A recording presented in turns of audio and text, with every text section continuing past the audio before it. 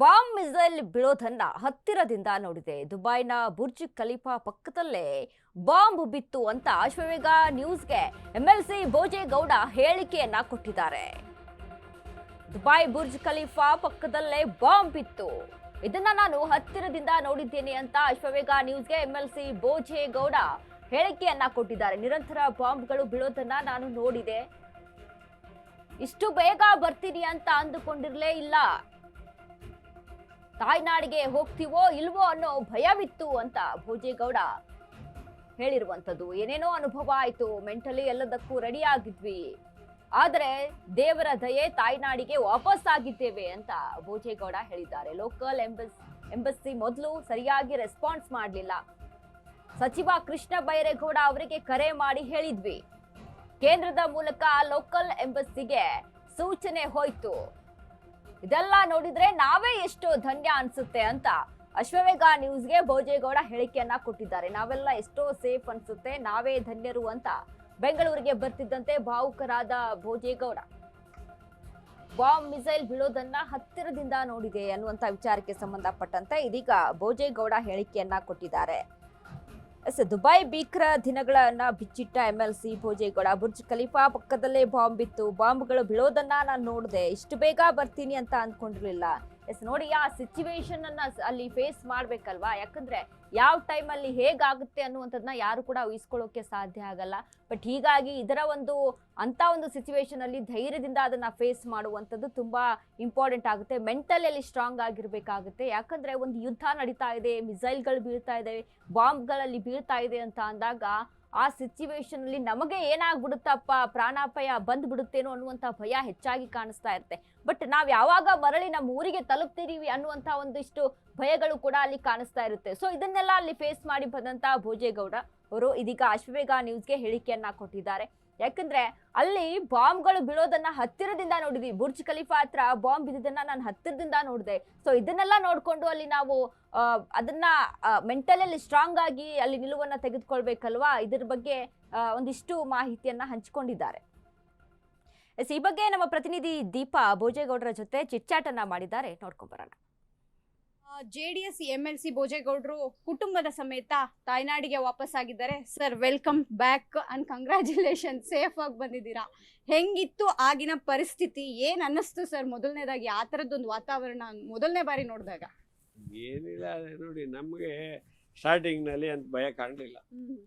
One day ಆಗುವಾಗ ಗೊತ್ತಾಯಿತು ಯುದ್ಧ ಭಾಳ ಜೋರಾಗಿ ಆಗ್ತಾ ಇದೆ ಅಂತ. ಇರಾನು ಅಟ್ಯಾಕು ಇದೆಲ್ಲ ನೋಡ್ತಾ ಇಲ್ಲ, ಅಬುದಾಬಿ ಮೇಲೆ ಅಟ್ಯಾಕು, ಆಯಿಲ್ ರಿಫೈನರಿಗಳ ಮೇಲೆ ಅಟ್ಯಾಕು, ಮತ್ತು ಏರ್ಪೋರ್ಟ್ ಏರ್ ಬೇಸ್ಗಳ ಮೇಲೆ ಎಲ್ಲ ಅಟ್ಯಾಕ್ ಆದಾಗ ನಮಗೆ ಅರ್ಥ ಆಯಿತು ಭಾಳ ಸೀರಿಯಸ್ ಇದೆ ಅಂತ. ಬಟ್ ಏನು ಮಾಡೋಕ್ಕಾಗತ್ತೆ, ಬದುಕಿ ಬಂದರೆ ಹೋಗೋದು, ಬದುಕದಿದ್ರೆ ಇನ್ನೇನು ಮಾಡೋಕ್ಕಾಗತ್ತೆ. ನಮ್ಮ ಮಟ್ಟಕ್ಕೂ ಬಂದಿದ್ದು. It was very bitter experience. And ನಮ್ಮ Indian embassy they should come forward immediately. ಆ ಸಮಯದಲ್ಲಿ ನಮ್ಮಂಥವ್ರಿಗೆ, ಆ ಇಂಡಿಯನ್ಸ್ ಯಾರ್ಯಾರು ಇದ್ರು ಅವ್ರಿಗೆ ಧೈರ್ಯ ಹೇಳಿ, ಅವ್ರಿಗೆ ಅವ್ರೇನು ಫ್ಲೈಟ್ ಕಳ್ಸೋಕೆ ಆಗ್ತಿರ್ಲಿಲ್ಲ ಬಿಡಿ, ಏರ್ ಬೇಸ್ ಮೇಲೆ ಯಾರು ತಾನು ಏನು ಮಾಡ್ತಾರೆ, ಯಾವ ಗೌರ್ಮೆಂಟ್ ಏನು ಮಾಡೋಕ್ಕಲ್ಲ. ಆದರೆ ಅಲ್ಲಿ ವೀಸಾ ಇಲ್ಲದೆ ಏರ್ಪೋರ್ಟ್ ಒಳಗೆ ಓಲ್ ನೈಟ್ ಇದ್ರಲ್ಲ ಅಂಥವ್ರನ್ನೆಲ್ಲ ಒಂದು ಸೆಕೆಂಡಲ್ಲಿ ಕರ್ಕೊಂಬರ್ಬೋದಲ್ಲ, ಎಂಬೆಸಿ ಮನ್ಸು ಮಾಡಿದರೆ. ಆನ್ ದಿ ಸ್ಪಾಟ್ ಇಶ್ಯೂ ಮಾಡಿ ಅವರೆಲ್ಲ ಡೀಟೇಲ್ಸ್ ಎಲ್ಲ ತಗೊಂಡು ನನಗೇನೋ ಅಮೇರಿಕನ್ ವೀಸಾ ಇತ್ತು, ಐ ಕೇಮ್ ಔಟ್, ಇನ್ನೂ ತೊಂದರೆ ಇಲ್ಲ.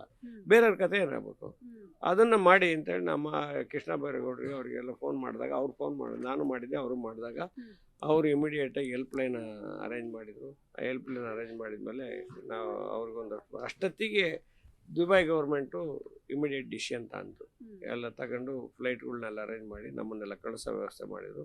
ನಿನ್ನೆ ಆ ರೀತಿಯಲ್ಲಿ ಬಂದು ನಾವು ಇಲ್ಲಿ ಬಂದು ತಲುಪಿದ್ದೀವಿ. ಈ ಲೋಕಲ್ ಎಂಬಸಿಗಳು ಕೆಲಸ ಮಾಡ್ತಿದ್ದಾವೆ ಅಥವಾ ನಾವು ಅವ್ರಿಗೆ ಹೇಳ್ತಿದೀವಿ ಅನ್ನೋದು ರಾಜ್ಯ ಸರ್ಕಾರ ಕೇಂದ್ರ ಸರ್ಕಾರ ಕೇಳ್ತೀವಿ ಅನ್ನುವಂತಹದ್ದು ನೆನ್ನೆ ಕೃಷ್ಣ ಬೈರೇಗೌಡರು ಕೂಡ ಮಾಹಿತಿಯನ್ನ ನೀಡಿದ್ರು.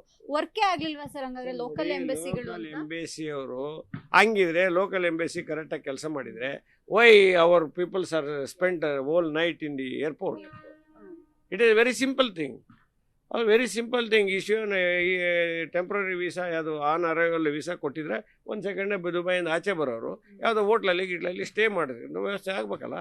ನೀವು ಮನಸ್ಸೇ ಮಾಡಲಿಲ್ಲ.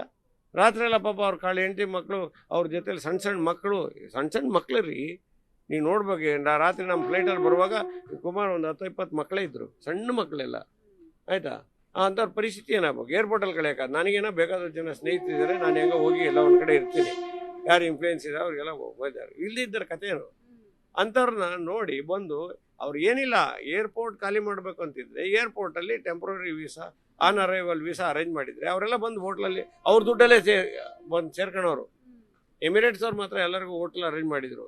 ಬಟ್ ನಾವು ನಮ್ಮ ಲೀಡ್ರು ಕುಮಾರಸ್ವಾಮಿ ಅವರು ನನಗೆ ಇಮಿಡಿಯೇಟಾಗಿ ಅಲ್ಲಿ ಹೋಟ್ಲ್ ಅರೇಂಜ್ ಮಾಡಿಕೊಟ್ಟು ಚೀಫ್ ಮಿನಿಸ್ಟ್ರು ಫೋನ್ ಮಾಡಿದರು, ಹೋಮ್ ಮಿನಿಸ್ಟ್ರು ಫೋನ್ ಮಾಡಿದರು, ಸಿದ್ದರಾಮಯ್ಯ ಮಾಡಿದರು, ಪರಮೇಶ್ವರ್ ಮಾಡಿದರು, ನಮ್ಮ ಕೃಷ್ಣ ಬೈರೇಗೌಡರು, ಎಚ್ ಕೆ ಪಾಟೀಲ್ ಅವರೆಲ್ಲ ಇಮಿಡಿಯೇಟ್ ಆ್ಯಕ್ಷನ್ ಮಾಡಿದರು. ಪಾಪ ಅಷ್ಟೊತ್ತಿಗೆ ದುಬೈ ಗೌರ್ಮೆಂಟ್ ಅಲರ್ಟ್ ಆಗಿ ಇನ್ನು ಸರಿಯಾಗಲ್ಲ ಅಂತ took A very bold step and sending Emirates, all Emirates ಎಲ್ಲೆಲ್ಲಿ ಹೊರಗಡೆ ಸ್ಟ್ರಕ್ ಆಗಿದ್ದು ಅವನ್ನೆಲ್ಲ ವಾಪಸ್ ಕರೆಸ್ಕೊಂಡು ನಮ್ಮನ್ನೆಲ್ಲ ವಾಪಸ್ ಕರೆಸ್ಕೊಂಡ್ರು. ಇದಿಷ್ಟು MLC ಭೋಜೇಗೌಡರ ಮಾತು. ಭಾರತ ದೇಶ ನಮ್ಮ ದೇಶದಲ್ಲಿ, ನಮ್ಮ ಜಾಗದಲ್ಲಿ ಹುಟ್ಟಿರುವಂತ ನಾವೇ ಧನ್ಯರು. ಯಾಕಂದ್ರೆ ಅಂತಹದ್ದೊಂದು ಪರಿಸ್ಥಿತಿಯನ್ನು ನಾವು ಹಿಂದೆಂದೂ ನೋಡೋದಿಕ್ಕೂ ಕೂಡ ಸಾಧ್ಯ ಆಗೋದಿಲ್ಲ. ಆದರೆ ಸುರಕ್ಷಿತವಾಗಿ ನಮ್ಮ ತಾಯ್ನಾಡಿಗೆ ನಾವು ವಾಪಸ್ ಬಂದಿದ್ದೇವೆ, ಅದಕ್ಕೆ ನಾವು ಕೃತಜ್ಞತೆ ಅನ್ನುವಂತಹದ್ದನ್ನ ಅವ್ರು ಹೇಳ್ತಿದ್ದಾರೆ. ಕ್ಯಾಮ್ರಾಮನ್ ಗಂಗಾಧರ್ ಜೊತೆ ದೀಪಾ ಕುಕ್ಕುವಾಡ, ಅಶ್ವವೇಗ ನ್ಯೂಸ್, ಬೆಂಗಳೂರು. ಈಗಾಗಲೇ ದುಬೈನಲ್ಲಿ ಹಲವಾರು ಕನ್ನಡಿಗರು ಸಹಿತ ಅಲ್ಲಿ ಸಿಕ್ಕಾಕೊಂಡಿದ್ರು. ಇದ್ರ ಬಗ್ಗೆ ಮಾತನಾಡೋದಾದ್ರೆ ಈಗ ಇದಕ್ಕೆ ಇಮಿಡಿಯೇಟ್ ಆಗಿ ಆಕ್ಷನ್ ಅನ್ನ ತೆಗೆದುಕೊಂಡು ಚೀಫ್ ಮಿನಿಸ್ಟರ್, ನಮ್ಮ CM ಆಗಿರ್ಬೋದು, ಇನ್ನು DCM ಆಗಿರ್ಬೋದು, ಹೋಮ್ ಮಿನಿಸ್ಟರ್ ಆಗಿರ್ಬೋದು, ಕುಮಾರಸ್ವಾಮಿ ಅವರು ಇದಕ್ಕೆ ಆಕ್ಷನ್ ಅನ್ನ ತೆಗೆದುಕೊಂಡು ಅಲ್ಲಿ ಸೇಫ್ ಆಗಿ ಅವರನ್ನ ಕರೆದುಕೊಂಡು ಬರುವಂತ ಕೆಲಸಕ್ಕೆ ಕೂಡ ಮುಂದಾಗಿದ್ರು. ಇನ್ನು ಅದರಂತೆಯೇ ಅಲ್ಲಿ ಲೋಕಲ್ ಎಂಬಸಿಗಳು ಒಂದಿಷ್ಟು ಕೇರ್ಲೆಸ್ ಅನ್ನ ಮಾಡಿದ್ರು. ಯಾವುದೇ ರೀತಿಯಾಗಿ ತರಾತುರಿಯಾಗಿ ಆಕ್ಷನ್ ಅನ್ನ ತೆಗೆದುಕೊಳ್ಳುವಂತದ್ದಾಗಿರ್ಬೋದು ಅಥವಾ ಯಾವುದೇ ರೀತಿಯ ಸರಿಯಾದ ರೆಸ್ಪಾನ್ಸ್ ಅನ್ನ ಮಾಡಿಲ್ಲ. ಯಾವಾಗ ಕೃಷ್ಣ ಬೈರೇಗೌಡರು ಮಾತನಾಡಿ ನಂತರ ಆ ಒಂದು ಸಂದರ್ಭದಲ್ಲಿ ಅಲ್ಲಿ ಆಕ್ಷನ್ ಅನ್ನ ತೆಗೆದುಕೊಳ್ಳೋಕೆ ಮುಂದಾಗ್ತಾರೆ, ಅಲ್ಲಿ ಏನು ಸಿಚುವೇಶನ್ ಅನ್ನ ಹೇಗೆ ಸರಿಪಡಿಸಬೇಕು ಅನ್ನುವಂಥ ವಿಚಾರಕ್ಕೆ ಅಲ್ಲಿ ಮುಂದಾಗ್ತಾರೆ ಅನ್ನುವಂಥ ಒಂದಿಷ್ಟು ವಿಚಾರಗಳನ್ನ ಸಹಿತ ಹಂಚಿಕೊಂಡಿರುವಂಥದ್ದು.